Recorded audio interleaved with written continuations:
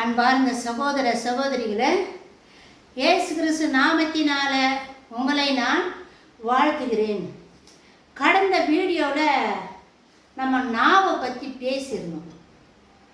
நாவை பற்றி வேதத்தில் எப்படி எழுதப்பட்டிருக்குது, அது என்ன மாதிரி உறுப்பு அப்படின்னு நம்ம கடந்த வீடியோவில் நம்ம பார்த்தோம். இப்போ இந்த நாவு பண்ணுற வேலையினால இந்த வீடியோவில் நம்ம பார்க்க போகிறது அழிவு எப்படி வருது, ராஜாக்கள் மத்தியில், அரசாங்கத்து மத்தியில் ஒரு அழிவு எப்படி வருது அப்படின்ற நிகழ்ச்சியை நம்ம வேதத்திலிருந்து தான் நம்ம பார்க்க போகிறோம். 2 ராஜாக்களின் புஸ்தகம்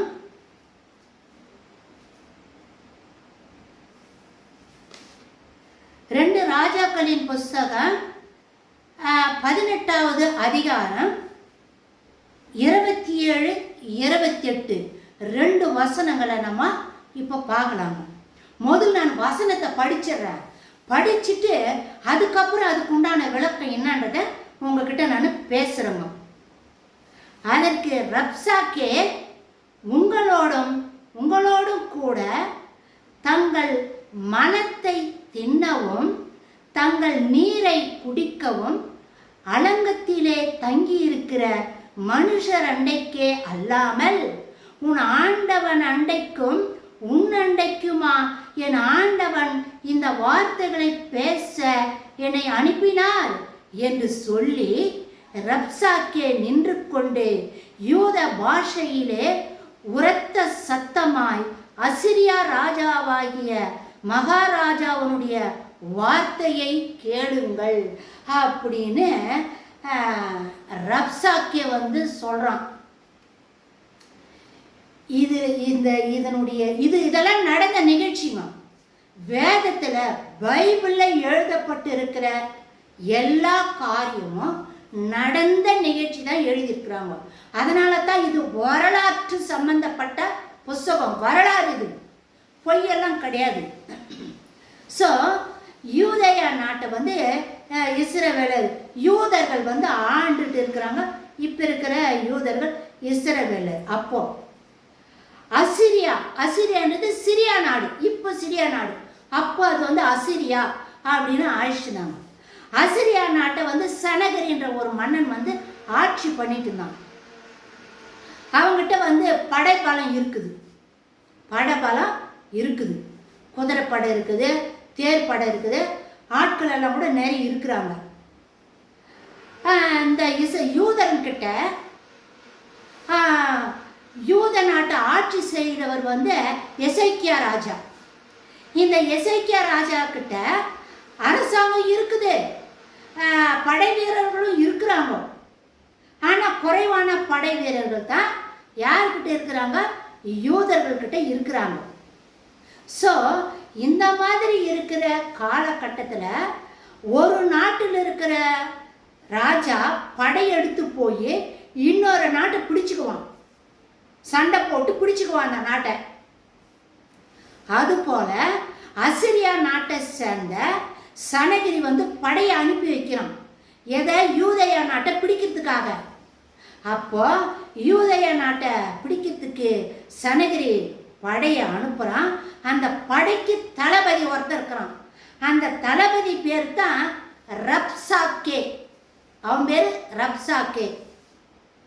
அவன் எசேக்கியா ராஜாவனுடைய மந்திரிங்களை கூப்பிட்டு பேசுகிறான். என்னென்ன தெனாட்டா பேசுகிறான் தெரியுமா அவன்? அதில் 2 வார்த்தை தான், ஒரே ஒரு வசனம் தான் உங்களுக்கு நான் சொல்கிறேன். நிறைய எழுதியிருக்குது. 2 ராஜாக்கள் 18வது அதிகாரமும் 19வது அதிகாரமும் இந்த அசிரியா ராஜாவுக்கும் சனகிரிக்கும் எசேக்கியா ராஜாவுக்கும் நடக்கிற அந்த யுத்தங்களை பற்றி எழுதியிருக்குது. இதில் கடவுளை எப்படி நடுவில் இன்வால்வ் ஆகுறாரு, நடுவில் எப்படி குறுக்கிறாரு அப்படின்றதால இதில் எழுதப்பட்டிருக்குதுமா. அதில் முக்கியமாக ஒரே ஒரு வசனம் தான் இப்போ உங்களுக்கு நான் படிச்சுது.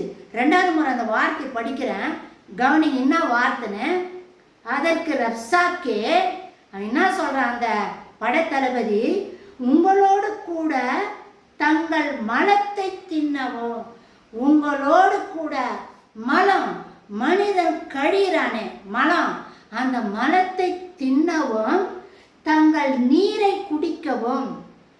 நீ யூரின் போற பாரு நீரை, அந்த நீரை குடிக்கவும் அலங்கத்திலே தங்கி இருக்கிற மனுஷரண்டைக்கே அல்லாமல், அலங்கத்துல நீங்க தங்கி இருக்கிறீங்க பாருடா, நீங்க தான் மனுஷன். அது அசிங்கமான ஒரு வார்த்தைமா. இது பைபிள் கொஞ்சம் நாகரிகமாக எழுதிக்கிறாங்க, மலம்னு எழுதிக்கிறாங்க. நம்மெல்லாம் எவ்வளோ அசிங்கமாக சமுதாயத்தில் எப்படி பேசுகிறோம், இந்த மலத்துக்கு எப்படியெல்லாம் பேசுகிறோம் பேர் வச்சு. அதை தின்றவன்டா நீன்றான்.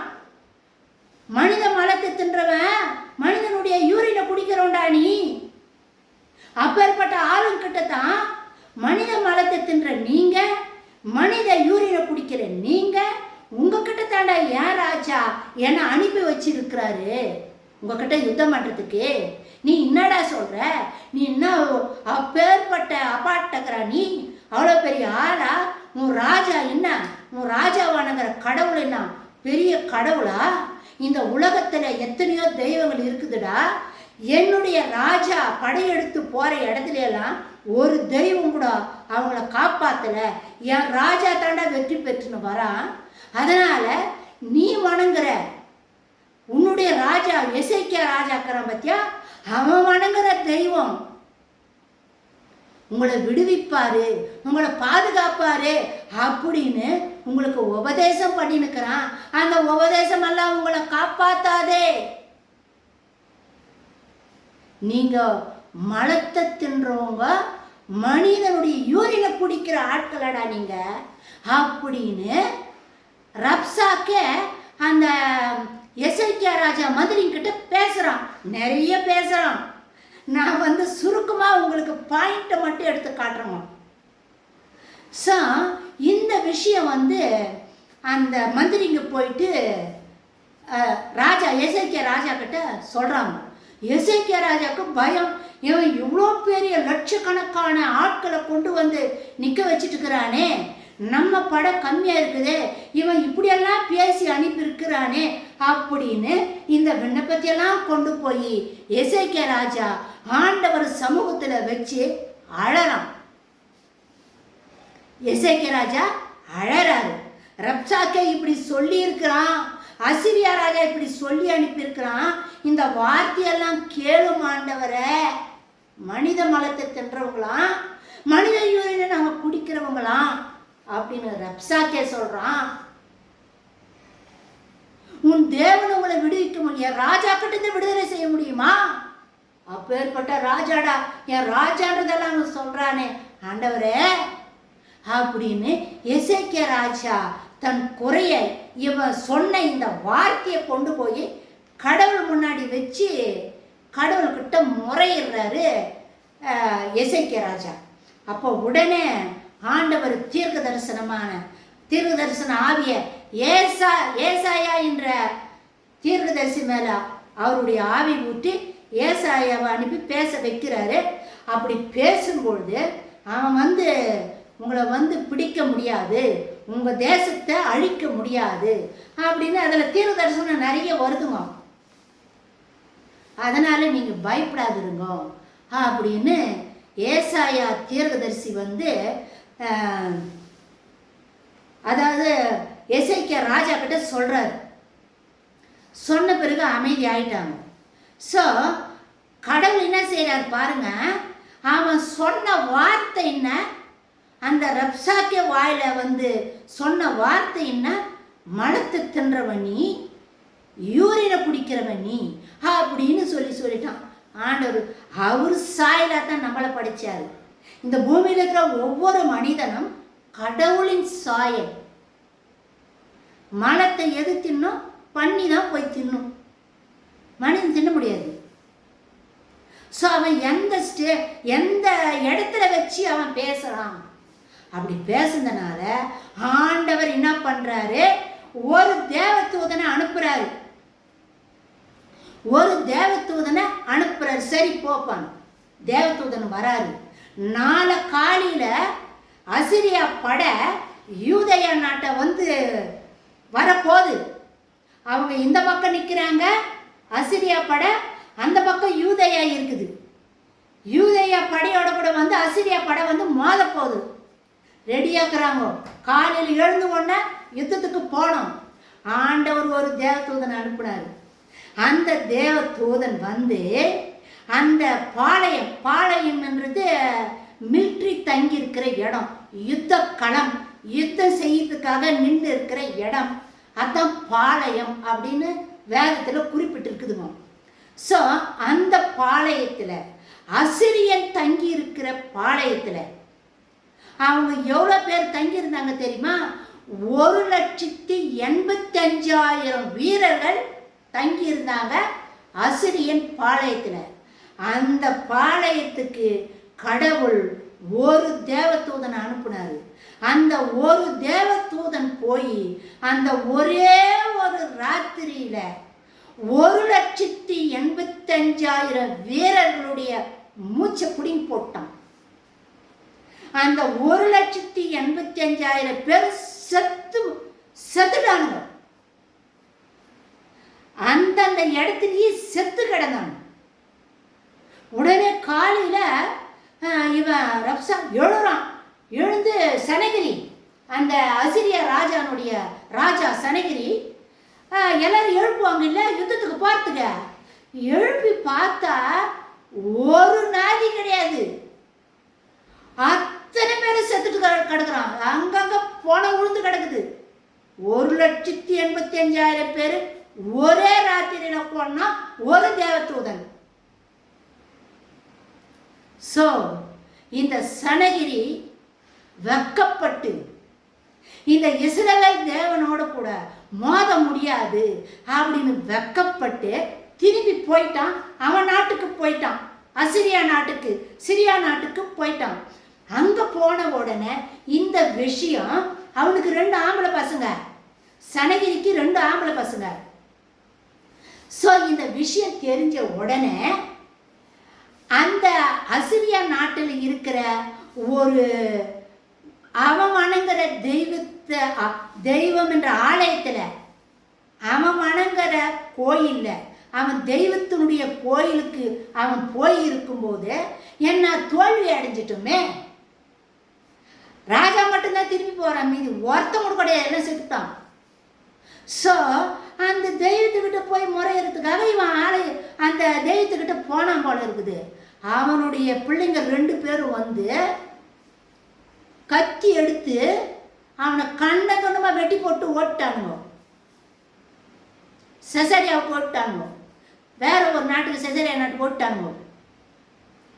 தன் மகனை தகப்பனை 2 மகன்களும் சேர்ந்து தகப்பனை வெட்டி போட்டு போயிட்டான். அந்த கோயிலையே தாகோன் என்ற கோயிலே வெட்டி போட்டு போட்டாங்க.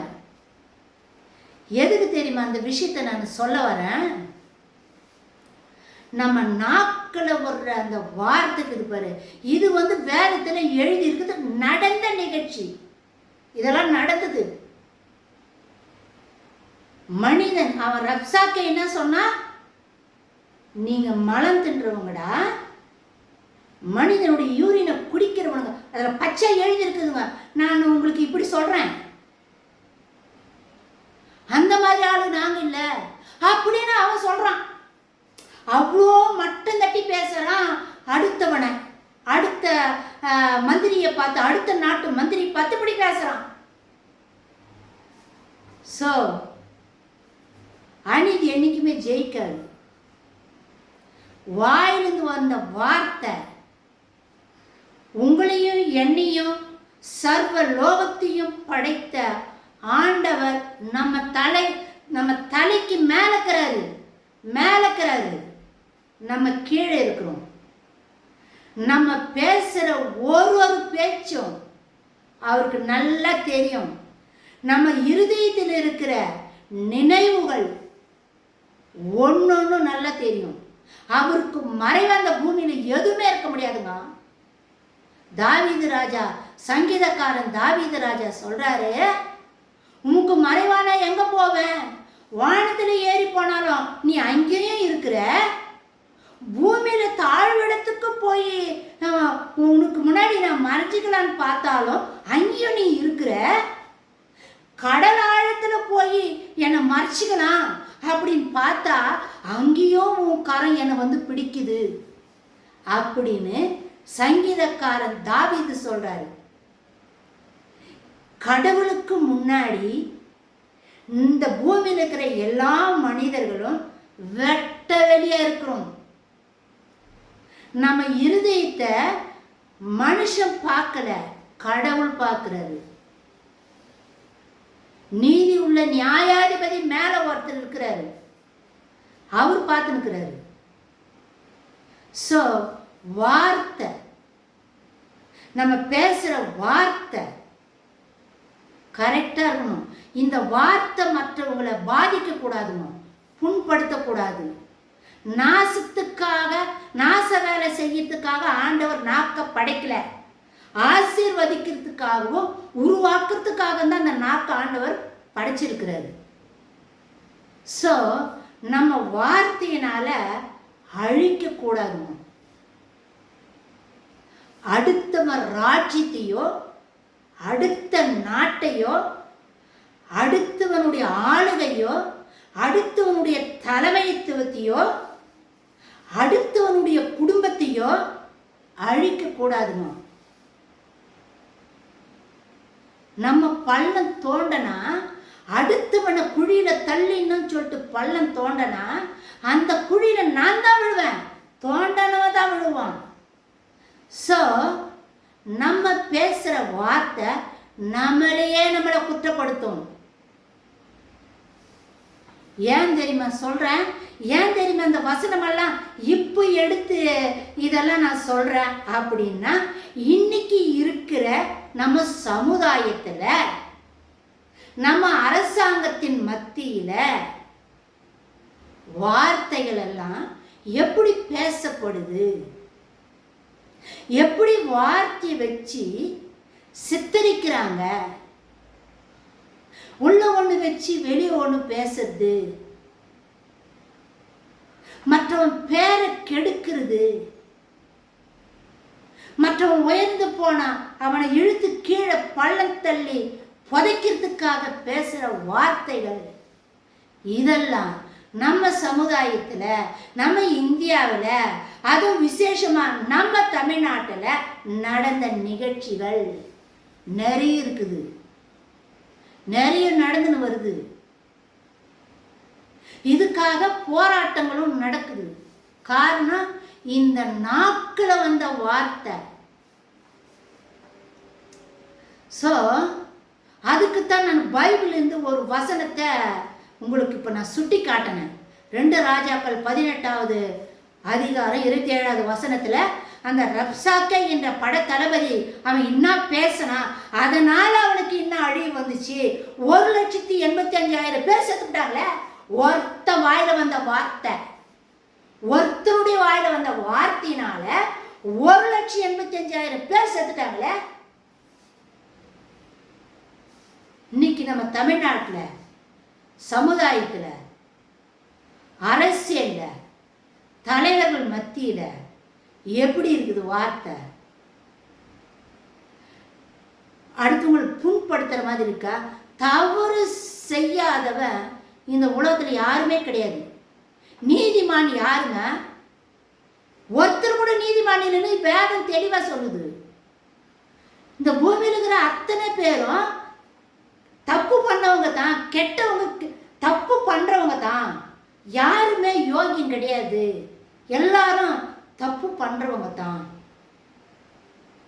அப்போ நல்லவங்க யாரு, நீதிமான் யார் அப்படின்னா கடவுள் மட்டும்தான் நீதிமான் அப்படின்னு வேதம் நம்மளுக்கு சொல்லுது, பைபிள் சொல்லி கொடுக்குது.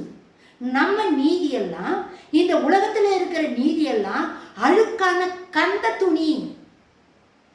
வண்டி எல்லாம் கிரீஸ் எல்லாம் துடைக்கிறாங்க பாரு, கந்த துணியில துடைச்சி போட்டா எப்படி இருக்குத, அப்படி இருக்குதா மனிதனுடைய நீதி.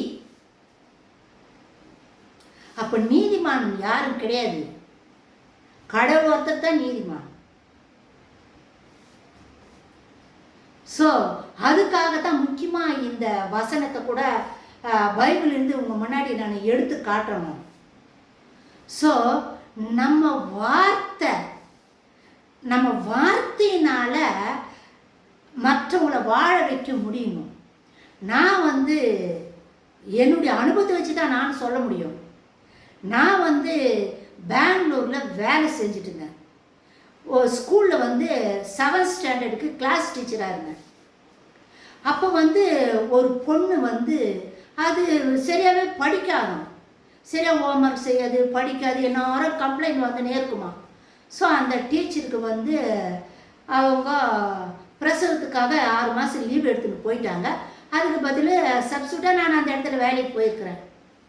ஸோ அந்த மாதிரி போயிருக்கிற நேரத்தில் அந்த பொண்ணு அடி வாங்கினே இருக்கும் பார்த்தியா, அந்த பொண்ணை நான் கூப்பிட்டு, அதை தனியாகவே கூப்பிட்டு நான் சொன்னேன்ம்மா, படிப்பெல்லாம் ஒன்றும் கஷ்டம் கிடையாது, ஈஸி தான்.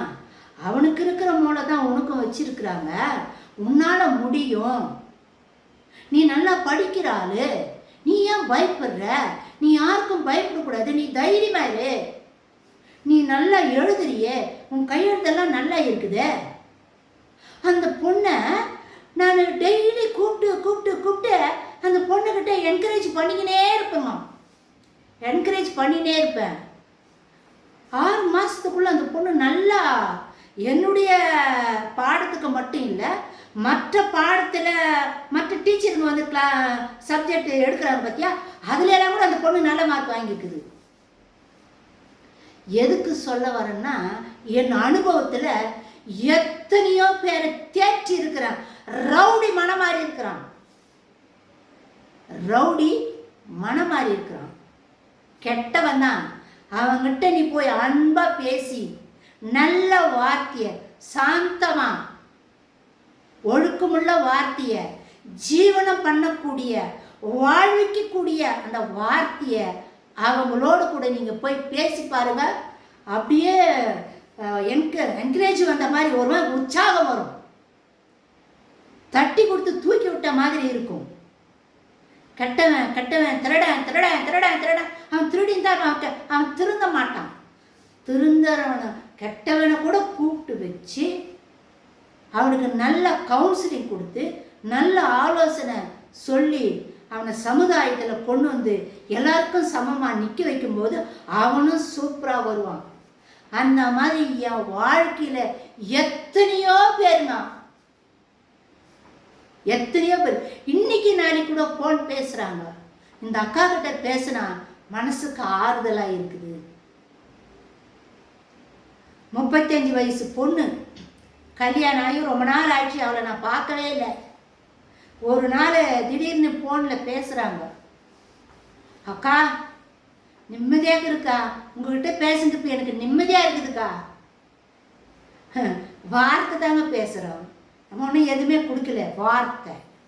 அந்த வார்த்தை காயப்பட்ட இருதயத்தை எப்படி புண்ணு ஆத்துது பார்த்தீங்களா? இதை தான் இயேசுசாமி கூட அதான் செஞ்சாரு. இயேசுசாமி கூட அதான் பண்ண, வார்த்தையினால தான் தேற்றினாரு, வார்த்தையினால ஆறுதல் படுத்தினாரு. தன்னை காட்டி கொடுக்க வந்தான் பாரு யூதாஸ், அவனை கூட ஆண்டவர் ஜெத்தமேனி தோட்டத்தில் என்ன சொன்னாரு?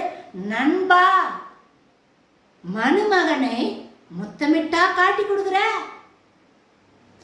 நண்பன் சொன்னாருங்க. மரணத்துக்கு கையளிக்கிற அந்த யூதாஸ் காரியோத்தை நம்ம ஆண்டவராகிய இயேசு கிறிஸ்து நண்பா அப்படின்னு தான் சொன்னாரு.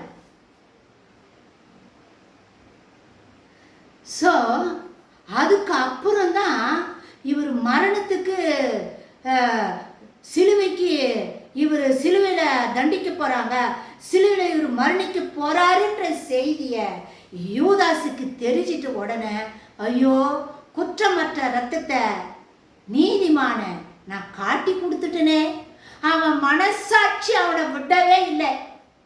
யாரும் அவனுக்கு தீர்ப்பு கொடுக்கல, அவன் மனசாட்சியே அவனை கொன்னு அவனே போய் தூக்கு போட்டு செத்துட்டான். குற்றமற்ற ரத்தத்தை நான் காட்டி கொடுத்துட்டேன், ஒரு நீதிமான தண்டிக்க கூடாதுங்க. ஒரு நல்லவனை தண்டிக்க கூடாது. நல்ல ஆட்சி பண்றவனை இழிவா பேசக்கூடாது.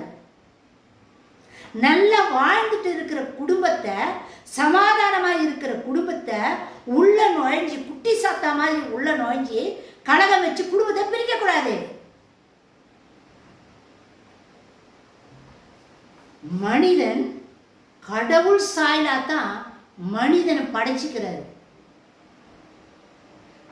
நம்ம ஆண்டவராகி இயேசு கிறிஸ்து எப்படியோ அப்படித்தான் நம்மளும் பேசணும். வாழ்வு தரக்கூடிய வார்த்தைகளா இருக்கணும். வாழ வைக்கக்கூடிய வார்த்தைகளா இருக்கிறோம். ஆறுதலின் வார்த்தையா இருக்கணும். அன்பின் வார்த்தையா இருக்கணும். சமாதானத்தின் வார்த்தையா இருக்கணும்.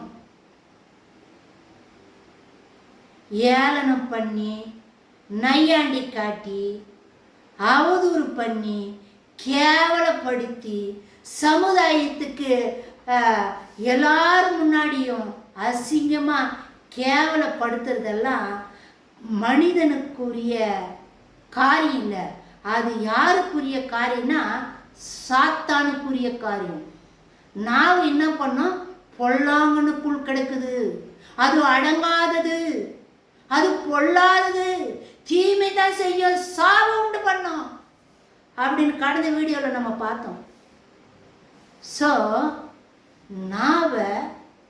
நம்ம பேசும்போது என்ன பேசுகிறோம் யோசித்து நிதானிச்சு தான் பேசணும். எனக்கு குருவாய் இருக்கிற ஒருத்தர், அவர் மைசூரில் இருக்கிறாருங்க. எனக்கு குருவாக இருந்தவர். அவர் அடிக்கடிக்கு இந்த வார்த்தை சொல்லுவார். இப்போ கூட என் வாழ்க்கையில் அதை நான் கடைபிடிச்சுன்னு தான் வரேன். அவர் சொல்லுவார், மௌனத்துக்கு இருக்கிற சக்தி ஓசைக்கு கிடையாது அப்படின்னு சொல்லுவார். நீ மௌனமா இருந்தியனா, இந்த மௌனமா இருக்கிற பாரு, இதுக்குத்தான் சக்தி ஜாஸ்தி. ஓசையிற பாரு, கத்துற பாரு, கூச்சல் போடுற பாரு, தொண்டை கிழிய பேசுற பாரு, இதுக்கு சக்தியே இல்லையா அப்படின்னு என்னுடைய குருவானவர் சொல்லுவார். மௌனத்துக்கு இருக்கிற சக்தி ஓசைக்கு கிடையாது. ஸோ சாதிக்கிறவங்க மௌனமாக தான் இருப்பாங்க. மௌனமாக இருந்தால் காரியத்தை சாதிப்பாங்க. சாதிக்காதவனா கத்தின்னு கடுப்பான்.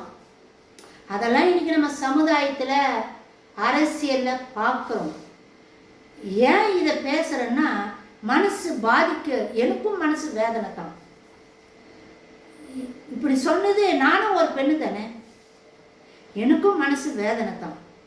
அதனால தான் வேதத்தின் அடிப்படையில் வேத வசனத்தை வச்சு இப்போ இன்னைக்கு உங்களோட கூட நான் இதை பேசியிருக்கேங்க. இந்த வீடியோ நிறைய பேருக்கு பயனுள்ளதாக இருக்கும். வார்த்தையை நம்ம பேசும்போது நம்ம ஜாக்கிரதையாக பேசணும். மற்றவங்களை வாழ வைக்கக்கூடியதாக இருக்கணும், ஆசீர்வதிக்கக்கூடியதாக இருக்கணும், உருவாக்கக்கூடியதாக இருக்கணும், அன்பின் வார்த்தையாக இருக்கணும். ஸோ இதுதான் நம்ம வேதத்திலிருந்து இன்னைக்கு நம்ம கற்றுக்கொண்ட இந்த வீடியோ மூலமாக. ஸோ இந்த செய்தி உங்களுக்கு பிடிச்சிருந்தா மற்றவங்களோடு கூட ஷேர் பண்ணுங்க. அடுத்த வீடியோ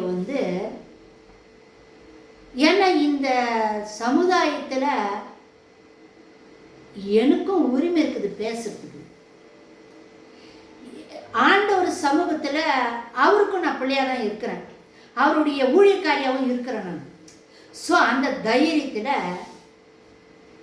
வாழ்க்கையில் நடந்தது, என் வார்த்தைக்கு கடவுள் எப்படி ரிசல்ட் கொடுத்தாரு அப்படின்றத அடுத்த வீடியோவில் நம்ம பேசலாம். ஸோ லைக் பண்ணுங்கள், சப்ஸ்கிரைப் பண்ணுங்கள், கமெண்ட் செக்ஷனில் உங்களுடைய விருப்பங்களை தெரியப்படுத்துங்க. அது எனக்கு ஊழியத்துக்கு உற்சாகமாக இருக்கும். மாறனாதா